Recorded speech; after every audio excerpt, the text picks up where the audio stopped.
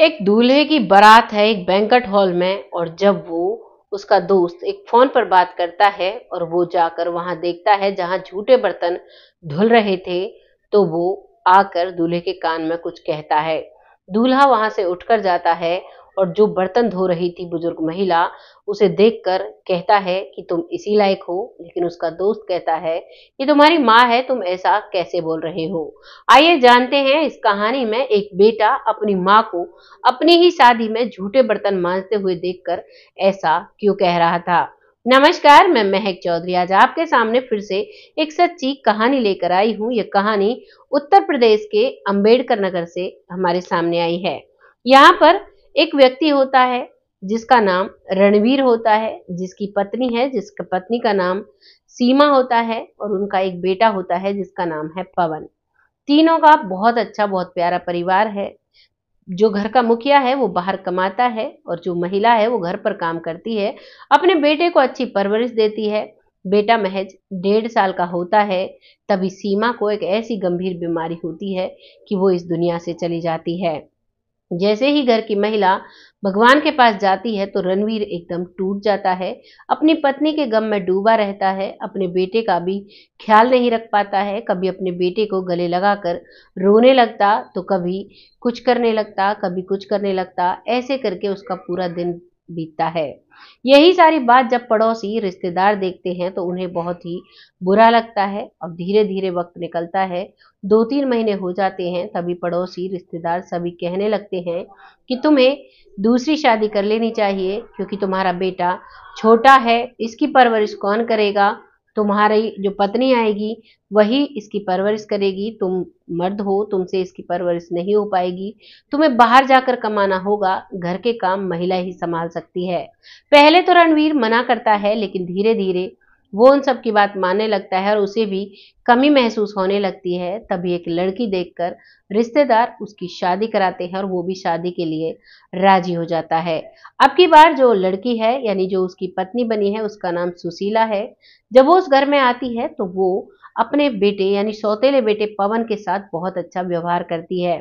उसे वो बहुत प्यार देती है, टाइम पर खाना खिलाना, सुलाना, पढ़ने भेजना, क्योंकि अब इस समय को काफी समय हो गया था। वो बच्चा नर्सरी क्लास में पढ़ने जाता है। उसे खुद स्कूल छोड़कर आती और लेकर आती, उसे खाना खिलाती, उसकी अच्छी ड्रेस धुलकर पहनाती, यानी एक माँ के जो फर्ज होते हैं सभी को निभाती है। ये सारी बात देखकर रणवीर अब खुश हो जाता है। जो उसके अंदर चिंता थी, डर था, वो सब मुक्त हो गया था। अब वो बेझिझक अपना काम बाहर करने लगता है और एक सुखी परिवार की तरह अपने परिवार में जीने लगता है। धीरे धीरे वक्त निकलता है और अब सुशीला गर्भवती हो जाती है। 9 महीने बाद वो एक बेटे को जन्म देती है। और जब उसका बेटा हो जाता है तो अब वो पवन की तरफ से अपना रुझान बदल देती है। वो पवन के साथ बहुत ही बुरा व्यवहार करने लगती है, ना ही तो उसे खाना देती है और ना ही उसका ध्यान रखती है, ना ही वो स्कूल की तरफ जाए या ना जाए, किसी भी बात पर ध्यान नहीं रखती है। वो बच्चा आधे टाइम भूखा रहा करता, यूं ही इधर उधर खेलता रहता, कभी मन करे तो स्कूल चला जाता और कभी वो नहीं जाता। धीरे धीरे बच्चा बड़ा हो जाता है। उसके पिता को जब ये बात पता चलती है कि वो स्कूल नहीं जाता है, तो वो अपनी पत्नी सुशीला से कहता है कि तुम इसे स्कूल नहीं भेजती। तभी सुशीला कहती है कि मेरे पास सारा दिन ये बच्चा रहता है, इसको संभालू या इसको संभालू, मेरे पास इतनी ताकत नहीं कि मैं इन दोनों को संभाल पाऊं। और वो अपने पति से झिझरा कर बोलती है। उसका पति समझ जाता है। अब वो खुद से अपने बेटे को स्कूल भेजने लगता है, लेकिन सुबह सुबह तो वो स्कूल भेज दिया करता। जब दोपहर को 2-2:30 बजे बच्चा स्कूल से आता, उस समय रणवीर अपने काम पर होता। अब वो घर पर आता तो ना उसे खाने के लिए कुछ दिया जाता, ना ही उसे कुछ बोला जाता कि तुम अपनी ड्रेस उतार लो। वो अपनी माँ को देखता, जो कुछ मिलता वो खा लिया करता। धीरे धीरे वो 5वीं क्लास में आ जाता है। जब वो 5वीं क्लास में आता है, अब वो इन चीजों को समझने लगा था कि जो मेरी माँ है वो मेरे साथ एक सौतेला व्यवहार करती है। तो वो अपनी माँ से कहता है कि माँ, मुझे खाना दिया करो, नहीं तो मैं ये बात सबको बता दूंगा, मैं बात पापा को भी बता दूंगा, आप मुझे खाना नहीं देती हो। अब उसे इतना गुस्सा आता है कि वो चूल्हे पर खाना बना रही थी, चूल्हे में से चिमटा गर्म करती है और उसको 2 थप्पड़ लगाती है। वो जमीन पर गिर जाता है और वो जब नीचे गिरता है तो वो मुंह के बल गिरता है। उसकी गर्दन पर वो पैर रखती है और उसकी कमर पर वो गर्म चिमटा दाग देती है। वो बच्चा दर्द से बहुत तड़पड़ाता है, लेकिन वो माँ कहती है कि अगर तुमने ये बात किसी को भी बताई तो मुझसे बुरा कोई नहीं होगा। देख लेना अंजाम बहुत बुरा होगा। वो बच्चा डरा सहमा सा चुपचाप बैठ जाता है और अब वो ये बात समझ गया था कि मुझे कैसे भी करके यहाँ रहना होगा, क्या कर सकते हैं। लेकिन वो अपने पिता से इस बात को नहीं छुपा पाता है। जब शाम को उसका पिता आता है तो वो अपने पिता को अपनी कमर का घाव दिखा देता है। उसका पिता ये सारी चीज देखकर बहुत डर जाता है और बहुत आंखों से आंसू आने लगते हैं। वो अपने बेटे को गले लगाता है और अपने बेटे से कहता है मैं बात करता हूँ। वो अपनी पत्नी से फिर बात करता है तो वो कहती है कि मेरे पास इतनी ताकत नहीं है कि मैं इन दोनों बच्चों को काम एक साथ कर सकूं, क्योंकि अब उसके पास एक और बेटा उसको हो चुका था, यानी वो अब उसको 2 बच्चे हो चुके थे। वो अपने उन दोनों बच्चों की ही बात करती है। वो अपने बच्चों की लिस्ट में पवन का नाम तक नहीं गिनती है।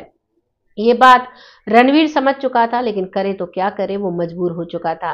धीरे धीरे वक्त निकलता है और रणवीर के छोटे भाई का सगाई हो जाती है। उसकी सगाई एक पूनम नाम की लड़की से होती है। अब शादी का दिन आ जाता है, शादी होती है। तो शादी में पूनम जब घर में आती है तो पड़ोस के सारे बच्चे खेलते हैं, साथ ही साथ वो बच्चा पवन भी खेलता है वहां पर। पूनम एक बहुत ही दयालु स्वभाव की थी, बच्चों से बहुत प्यार करती थी। वो सभी बच्चों पर बहुत प्यार करती है। जब पवन एक प्यार भरा हाथ अपने सर पर फिरता देखता है तो वो वहीं पर रुक जाता है। वो उनसे चाची चाची कहता है और वो पूछती है कि तुम्हारा घर कौन सा है। तो वो बताता है कि ये मेरे चाचू हैं, मैं इनके बड़े भाई का बेटा हूँ। वो समझ जाती है कि ये मेरे जेठ का लड़का है, लेकिन वो छोटा भाई अलग रहा करता था। लेकिन अब जो पूनम है वो उस पर बहुत प्यार करने लगती है। पवन ज्यादातर पूनम के पास रहने लगता है और जब पूनम के पास रहता है तो वो पूनम से सारी बातें शेयर करता है। पूनम उसकी बातें सुनती सुनती उसकी आंखों में आंसू आ जाते हैं और पूनम कहती है तुम चिंता मत करो, तुम्हें किसी भी चीज की जरूरत हो तुम मेरे पास आया करो, मैं करूंगी, मैं दूंगी तुम्हें खाना, तुम्हें चिंता करने की जरूरत नहीं है। धीरे धीरे वक्त निकलता है और अब पवन बड़ा हो रहा है। वो ज्यादातर समय अपनी चाची के साथ बिताता। इस बात से उसकी माँ सुशीला को कोई फर्क नहीं पड़ता है। वो अपने दोनों बच्चों में बहुत मगन रहती है और वो पवन की तरफ ध्यान नहीं देती है। पवन की ग्रेजुएशन का सेकंड ईयर चल रहा था। तभी एक दिन उसके पिता और उसके चाचा शहर गए थे किसी काम से, मोटरसाइकिल से वो गए थे और एक भीषण एक्सीडेंट होता है जिसमें वो दोनों उसी समय इस दुनिया से चले जाते हैं। ये बात जब घर में पता चलती है तो घर में और पूरे गांव में हाहाकार मच जाता है, क्योंकि एक परिवार के कमाने वाले दोनों लोग जा चुके थे। अब परिवार एक अनाथ की तरह रह गया था। 2 महिलाएं, 4 बच्चे, क्योंकि पूनम को भी 2 बच्चे हो चुके थे, 2 बच्चे उसके और 5वां पवन रह जाता है। अब पवन को महसूस होता है कि अगर मैंने अभी घर की जिम्मेदारी नहीं उठाई तो आगे मेरे परिवार पूरी तरह से फैल जाएगा, बिखर जाएगा। कौन इनका संरक्षण करेगा, कौन इनका भरण पोषण करेगा। तभी पवन अपनी चाची से कहता है कि चाची, मेरे साथ के कई लड़के मुंबई गए हैं, मुझे भी मुंबई कमाने के लिए जाना है, मुझे पैसा कमाना है, अपने परिवार को चलाना है। चाची कहती है बेटा अभी तुम छोटे हो, अभी अपनी पढ़ाई पूरी करो, मैं देखूंगी जैसे भी होगा, मैं कोशिश करती हूँ। लेकिन पवन अपनी चाची की बात नहीं मानता है और उसे मना लेता है। चाची कह देती है ठीक है बेटा, और अब वो मुंबई चला जाता है। मुंबई जाकर वो एक नौकरी करता है। धीरे धीरे नौकरी में उसे काफी तरक्की मिलती है और बहुत अच्छी पोस्ट पर वो लग जाता है। वहां से वो पैसे भेजा करता, वो अपने सारे पैसे अपनी चाची को भेजा करता और चाची उन पैसों में से खर्च के लिए सुशीला को दिया करती। धीरे धीरे वक्त निकलता है, लेकिन जब सुशीला अपनी देवरानी के हाथ से पैसे लिया करती तो उसे बहुत बुरा लगता है। और उसके बेटे भी अब बड़े हो चुके थे, उसके बेटे भी करीबन 18-17 साल के हो चुके थे। अब एक दिन जब पवन बहुत सारे पैसे लेकर अपनी चाची के पास आता है तो उस दिन सुशीला लड़ना शुरू कर देती है। वो कहती है तुम मेरे बेटे हो, तुम इसको क्यों सारे पैसे देते हो। इस बात पर सुशीला भी कहती है, जो पूनम है वो भी कहती है कि बेटा कोई बात नहीं, अपनी माँ को दे दिया करो, असल में तो यही तुम्हारी माँ है, मैं तो तुम्हारी चाची हूँ। जब उनके बीच ये लड़ाई हो रही थी तो पूरा पड़ोस इकट्ठा हो जाता है। पड़ोसी भी कहने लगते हैं कि ये बात तो सही कहती है, इसको अपनी माँ को पैसे देने चाहिए, ये चाची को पैसे क्यों देता है। जब उसकी ये बात सुनता है तो वो अपनी कमीज उतार देता है और कहता है ये देखो, ये मेरी माँ ने मुझे दिया है। बचपन में मैं जब छोटा था मुझे खाना तक नहीं मिला करता था, अगर चाची नहीं होती तो आज ये मेरे पास नौकरी नहीं होती, पता नहीं मैं इस दुनिया में होता या नहीं भी होता। जब समझदार लोग ये चीज सुनते हैं तो कहते हैं बेटा ये बचपन था वो निकल गया, अब तो वो ठीक है। तभी वो कहता है नहीं, उसका स्वभाव में कोई बदलाव नहीं है और मुझे उसके साथ नहीं रहना। आप चाहें तो आप मुझे अपने पास रखिए। अपनी चाची से कहता है नहीं तो मैं मुंबई शिफ्ट हो जाऊंगा।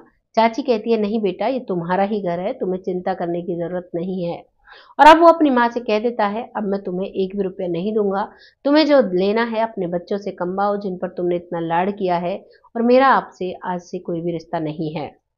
धीरे धीरे वक्त निकलता है, वो बहुत अच्छी नौकरी पर सेट हो चुका था। अब उसकी चाची कहती है कि बेटा, अब तुम्हारी शादी होनी चाहिए, तुम्हारी शादी की उम्र हो चुकी है। लेकिन पवन मना करता है। वो कहता है कि शादी होने के बाद पता नहीं कैसी पत्नी आएगी, क्या हालात रहेंगे, मुझे शादी नहीं करनी। लेकिन उसकी चाची जब समझाती है तो वो मान जाता है, और अब उसकी शादी की तैयारियां होने लगती है। लड़की उत्तर प्रदेश के अम्बेडकर नगर के शहर की थी, और वहीं से अब उसकी शादी की तैयारियां होती हैं। शादी की जो बारात है, गांव से बारात लेकर वो अम्बेडकर नगर पहुंचते हैं, और वहां जाकर अब शादी की तैयारी होने लगती हैं। वहां की सारी रस्में निभाई जाती हैं। रस्में निभाने के बाद अब दूल्हे का स्वागत हो चुका था। अब दूल्हे के लिए खाना लगाया गया था। वहीं पर बैठकर वो खाना खा रहे थे, तभी उसके दोस्त को एक फोन आता है, और वो फोन को सुनते सुनते उस एरिया में चला जाता है जहां पर झूठे बर्तन धुल रहे थे। वो उसे देखता है, और वहां पर वो उसकी माँ को देखता है, जो सुशीला उसे छोड़कर चली गई थी। अब वो उसे देखकर उसकी आंखों में आंसू आ जाते हैं, क्योंकि वो झूठे बर्तन साफ कर रही थी। वो वहां से फोन काट कर आता है, और उसके बेटे पवन से कहता है कि तुम्हारी माँ वहां पर झूठे बर्तन साफ कर रही है, तुम्हें देखना चाहिए। पवन वहां जाता है, और पवन उसे देखकर कहता है कि तुम्हारे साथ ऐसा ही होना चाहिए, लेकिन मेरे अंदर इंसानियत नहीं मरी है।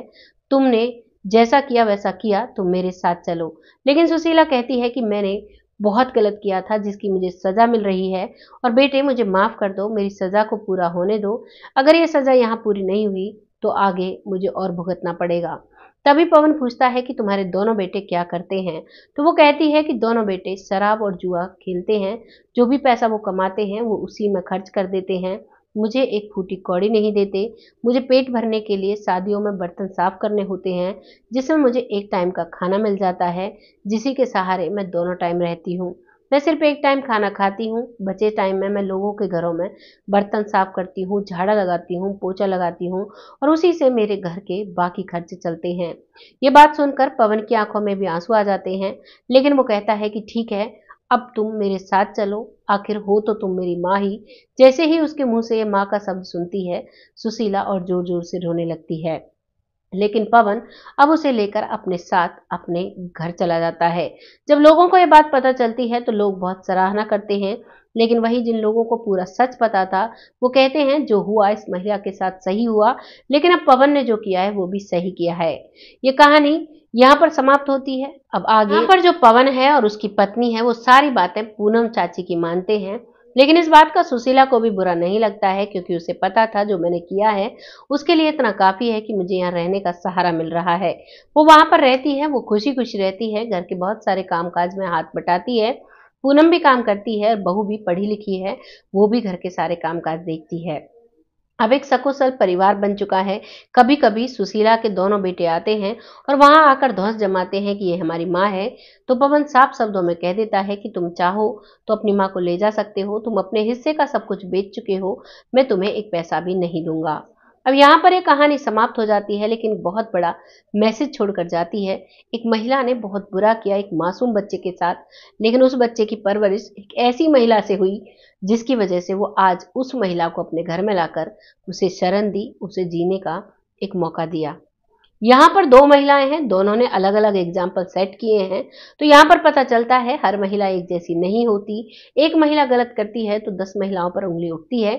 लेकिन अगर एक महिला सही करती है तो बहुत कम लोग कहते हैं कि वाकई में सही हुआ।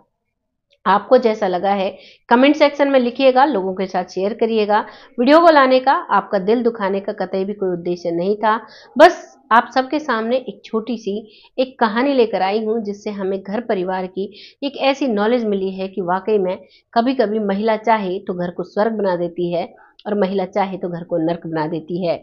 जैसे कि सुशीला ने जब वो जवान थी और जब पवन छोटा था, जब घर को नर्क के समान बना दिया था, और उसका पिता इसी चिंता में चला जाता है। आपको जो भी लगा है लिखिएगा जरूर। अब वक्त आता है उन लोगों का जो लोग हमें दिल से सपोर्ट करते हैं, जिनमें सबसे पहला नाम आता है पूनम जी, जो नई जुड़ी हैं। आपका तहे दिल से आभार व्यक्त करते हैं। ऐसे ही अपना सपोर्ट हमारे साथ बनाए रखें। अगला नाम आता है मंजू चौधरी जी, जो बहुत अच्छे से रेगुलर कमेंट करती हैं, आपका तहे दिल से शुक्रिया अदा करते हैं, ऐसे ही अपना सपोर्ट बनाए रखें। अगला नाम आता है यासीन जी, जो बहुत अच्छे से सपोर्ट करते हैं, बहुत प्यारे कमेंट लिखते हैं, आपका तहे दिल से धन्यवाद करते हैं, ऐसे ही अपना सपोर्ट बनाए रखें। अगला नाम आता है भूप सिंह सैनी जी, जो बहुत अच्छे से सपोर्ट करते हैं, आपका तहे दिल से आभार व्यक्त करते हैं, ऐसे ही अपना सपोर्ट हमारे साथ बनाए रखें।